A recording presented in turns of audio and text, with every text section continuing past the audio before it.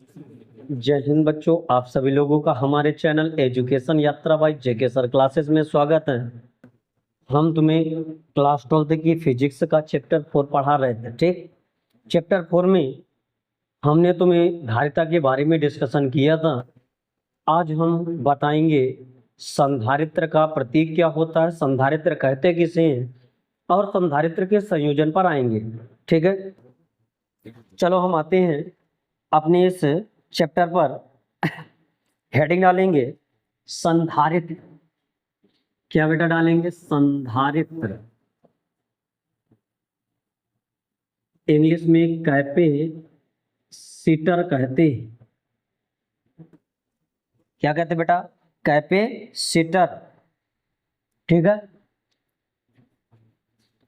संधारित्र में आते। संधारित्र कहते किसे हैं? संधारित्र एक प्रकार का संयोजन होता है, कॉम्बिनेशन होता है। ठीक है, जैसे हमने इस पर दो प्लेटें ले लिया, एक प्लेट पर अगर प्लस चार्ज लेते हैं तो दूसरी पर कैसा चार्ज होता है? माइनस। इस पर मान लिया प्लस क्यू आवेश है, इस पर माइनस क्यू आवेश है। ये आपस में कुछ दूरी पर रखे होते हैं, तो इसमें इनके संयोजन से जो युक्ति तैयार होती है वो कहलाती है कैपेसिटर। कैपेसिटर कहते किसे हैं? एक ऐसा संयोजन जो अपने भीतर आवेश को एकत्र कर सकता है या आवेश को संचय करने की युक्ति को ही क्या कहते हैं? संधारित्र कहते हैं। या तो दूसरी डिफिनीशन दे सकते हैं, यदि किसी चालक तार का आयतन बढ़ाए बगैर, मतलब इसका आयतन ना बढ़ाएं, जैसे मान लिया कोई हमने कैपेसिटर ले लिया, ये एक कैपेसिटर है जिस पर दो टर्मिनल है। ठीक है, इस कैपेसिटर में यदि इसका आयतन ना बढ़ाएं, आयतन बढ़ाए बगैर यदि इसकी हम धारिता बढ़ा दें, क्या बढ़ा दें बेटा? धारिता अगर बढ़ा दें तो धारिता बढ़ाने की ऐसी युक्ति को क्या कहते हैं? संधारित्र कहते हैं। सुने जब, यदि किसी चालक तार का आयतन ना बढ़ाएं और उसकी धारिता को क्या कर दे? बढ़ा सकते हैं, तो ऐसे संयोजन को क्या कहते हैं? संधारित्र कहते हैं। ठीक है, संधारित्र में जो इसका प्रतीक होता है, संधारित्र का प्रतीक, पहले संधारित्र के डिफिनीशन पर आते हैं, फिर आगे हम बात करेंगे संधारित्र के प्रतीक की। ठीक, संधारित्र के डिफिनीशन में एक ऐसा संयोजन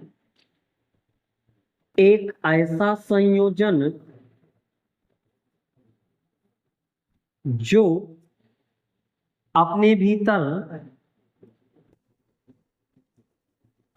भीतर आवेश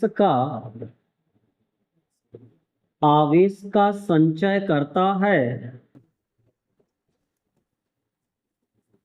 कामा संधारित्र कहलाता है।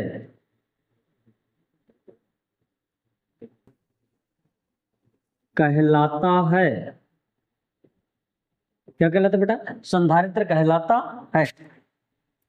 8वीं में अगर इसकी दूसरी डिफिनीशन दें तो लिख सकते हैं, किसी चालक का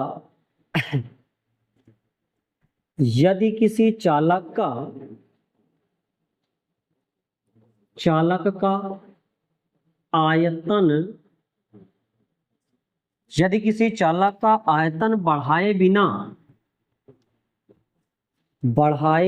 मतलब आयतन ना बढ़ाए, आयतन बढ़ाए बिना उसकी धारिता को बढ़ाने की युक्ति को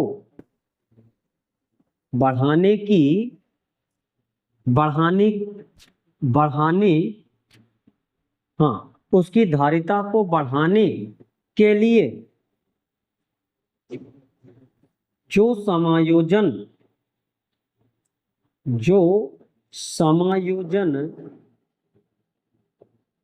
किया जाता है, कामा संधारित्र कहलाता है। क्या कहलाता है बेटा? संधारित्र कहलाता है। ठीक, संधारित्र पर यदि एक प्लेट पर, अब कुछ माना लिख सकते हैं, संधारित्र में समान आकार की दो प्लेटें होती हैं, जिन पर एक प्लेट पर अगर आवेश Q होता है तो दूसरी पर क्या होता है, ऋणावेश -Q हो जाता है, और ये आपस में कुछ दूरी पर स्थित होती है। संधारित्र का जो प्रतीक होगा, लिख सकते हैं संधारित्र का प्रतीक। इसका जो प्रतीक होगा, इसमें दो लाइनें होती हैं जो सेम आकार की होती हैं, या इसका एक और प्रतीक मिलता है कुछ ऐसे। ये दोनों संधारित्र के क्या होते हैं, प्रतीक होते हैं, सिंबल होते हैं। ठीक है, अब आगे आएंगे हम संधारित्रों के संयोजन में। ठीक, अपने इसमें संधारित्रों के संयोजन में, सही है, थोड़ा गौर करना। संधारित्र का सिंबल भी हमने बताया। अब आएंगे हम संधारित्रों के संयोजन में, हेडिंग डालेंगे संधारित्रों का संयोजन। संधारित्रों का संयोजन दो प्रकार से किया जाएगा। संधारित्रों का संयोजन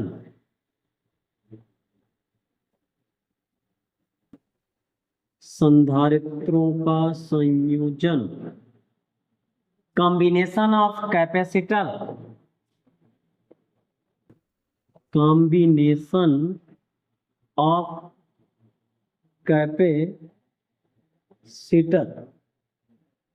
सही है, कॉम्बिनेशन ऑफ कैपेसिटर, संधारित्रों का संयोजन।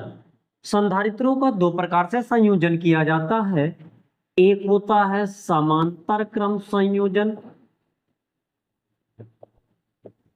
और एक होता है श्रेणी क्रम संयोजन। श्रेणी क्रम संयोजन, एक होगा समांतर क्रम संयोजन और एक होगा श्रेणी क्रम संयोजन। पहले हम श्रेणी क्रम मान ले पहला वाला, दूसरा मान लेंगे समांतर क्रम संयोजन। ठीक है, अगली हेडिंग डालेंगे, पहला नंबर दूसरी श्रेणी क्रम संयोजन। पहली हेडिंग डालें श्रेणी क्रम संयोजन। कौन सा संयोजन, श्रेणी क्रम संयोजन, सीरीज कॉम्बिनेशन। सीरीज कॉम्बिनेशन,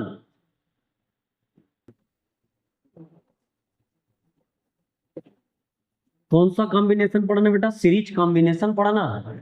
श्रेणी क्रम संयोजन, श्रेणी क्रम संयोजन कहते किसे हैं, थोड़ा सा आते हैं श्रेणी क्रम संयोजन पर अपने। होगा क्या श्रेणी क्रम संयोजन। ठीक, श्रेणी क्रम संयोजन में पहले थोड़ा सा आते हैं। हमने अभी तुम्हें संधारित्र का प्रतीक बताया। संधारित्र को प्रदर्शित करते हैं हम C से। किससे बेटा, C से। अब श्रेणी क्रम संयोजन में थोड़ा आएंगे, इसमें तीन संधारित्र लेंगे जो आपस में श्रेणी क्रम पर जोड़े जाते हैं। इनको एक बैटरी के टर्मिनल से जोड़ देते हैं। इसमें तीन संधारित्र, एक पर C1, एक पर C2, एक पर C3। बैटरी मान लिया V वोल्ट की एक बैटरी है जिस पर प्लस और माइनस टर्मिनल होता है। जब हम संधारित्र में संयोजन करते हैं तो इस पर धारा की जगह आवेश जाता है। क्यों, क्योंकि तुम्हें फार्मूला पढ़ाया गया है क्या बेटा, C बराबर Q/V। सही है, अगर यहाँ पर धारिता की जगह रेजिस्टेंस लगे होते तो यहाँ पर धारा जाती, इस पर क्या जाती बेटा, धारा। ठीक, गौर करना। इस पर हमने तीन संधारित्र लिया, C1, C2, C3। इस पर एक तार द्वारा जुड़े होने के कारण इस पर आवेश क्या रहता है, सेम, और इनके बीच का वोल्टेज V1, इसके बीच का V2 और कितना V3, वोल्टेज क्या होता है, अलग अलग। अब इसमें आते हैं श्रेणी क्रम संयोजन कहते किसे। इसमें हमने दो संधारित्र लिया। ठीक है, ध्यान देना इधर। ये मान लिया पहला संधारित्र है, ये पहले संधारित्र की पहली प्लेट, कौन सी प्लेट है ये, पहली, और ये कौन सी है, दूसरी प्लेट।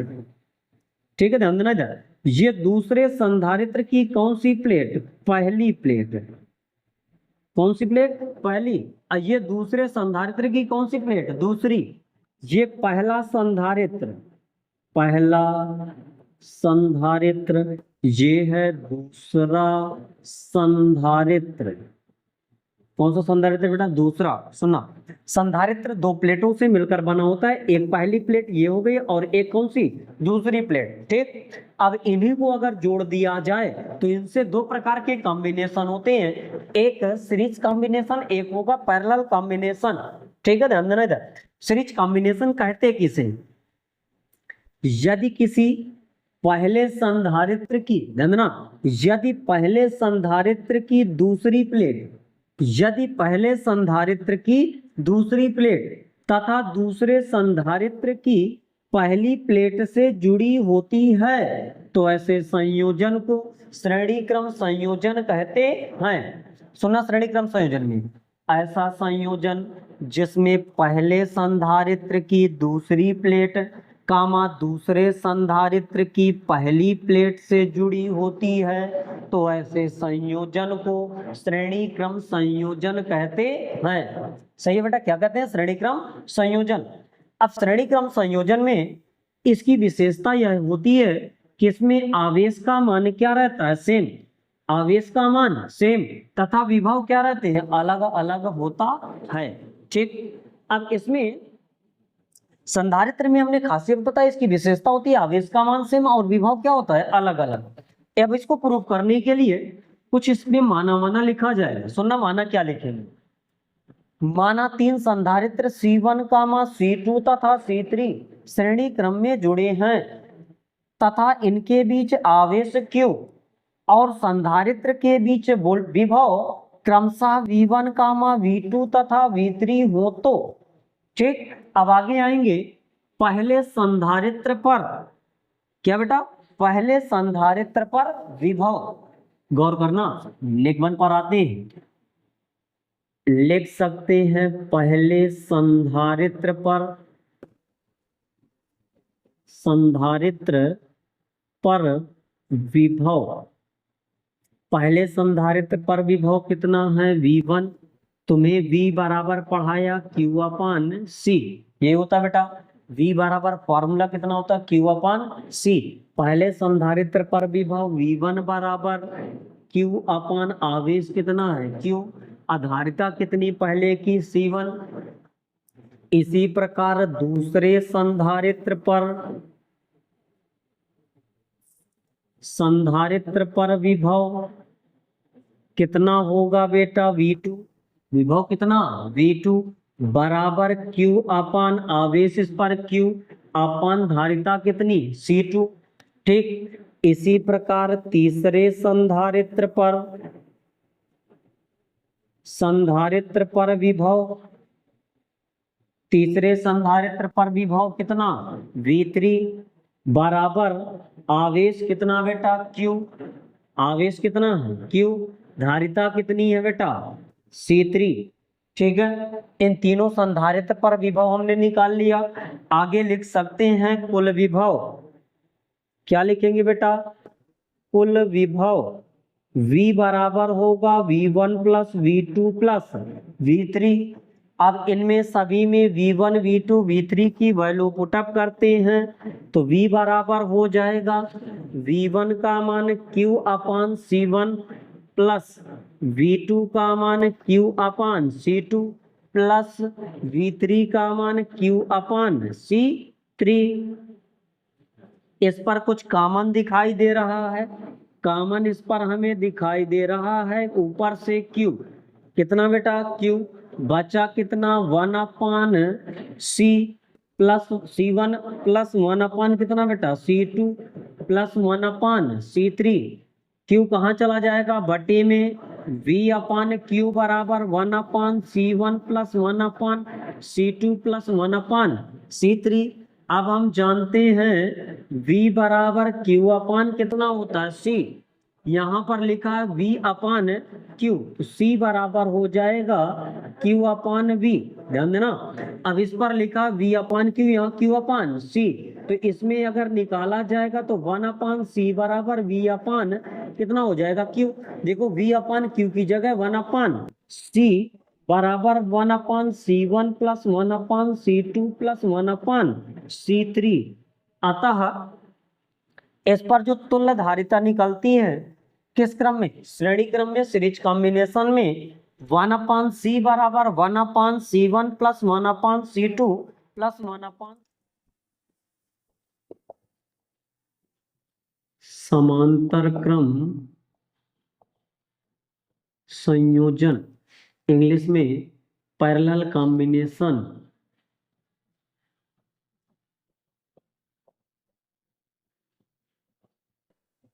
पैरेलल कॉम्बिनेशन, समांतर क्रम संयोजन। ध्यान देना जरा, समांतर क्रम संयोजन कहते किसे, थोड़ा सा डायग्राम से हम समझाते हैं। मान लिया हमने 3 संधारित्र लिया, इनको आपस में समांतर क्रम में जोड़ा हमने। किस क्रम में बेटा, समांतर क्रम में।